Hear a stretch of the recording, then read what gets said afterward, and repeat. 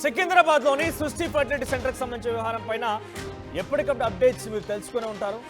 ఒక fertility centre అక్కడికి వచ్చినటువంటి ఆ జంటని ఒప్పించి మెప్పించి సరోగసీ కోసం వారందరినీ ప్రోత్సహించి 35 లక్షల రూపాయలు తీసుకొని చివరాఖరణ ఒక బిడ్డను కొనుగోలు చేసి ఇదిగోండి మీ సరోగసీ ద్వారా పుట్టిన బిడ్డ ఈవిడే అని చెప్పి ఒక పాపను అందించింది.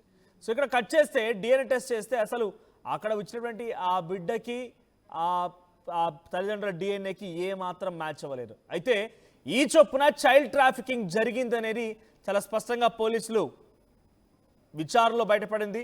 ఆఖరికి వస్తే దాని మేనేజ్మెంట్ సంబంధించిన నమ్రత, డాక్టర్ నమ్రతని అరెస్ట్ చేశారు, రిమాండ్కి తరలించారు, పలుమార్లు కస్టడీకి తీసుకొని పోలీసులు విచారించారు కూడా. అయితే ఈ కేసులో ఇప్పుడు ఈడీ రంగంలోకి దిగింది. మనీ లాండరింగ్ జరిగినట్టుగా ఈడీ గుర్తించిందట. ప్రస్తుతానికి కేసు వివరాలు ఇవ్వాలని చెప్పి పోలీసులకు లేఖ ద్వారా ఈడీ ఈ అంశాన్ని పొందుపరిచింది. 8 రాష్ట్రాల్లో డాక్టర్ నమ్రత కార్యకలాపాలు జరిపించారట. చైల్డ్ ట్రాఫికింగ్కి పాల్పడ్డట్టుగా గుర్తించారట.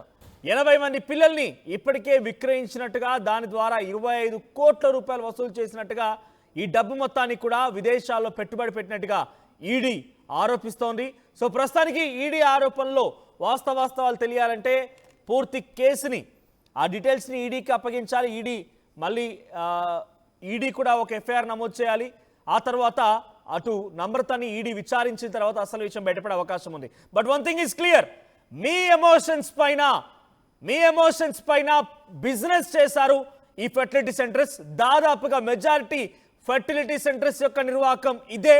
కానీ సృష్టి ఫెర్టిలిటీ సెంటర్ బయటపడింది, కొన్ని బయటపడలేదు.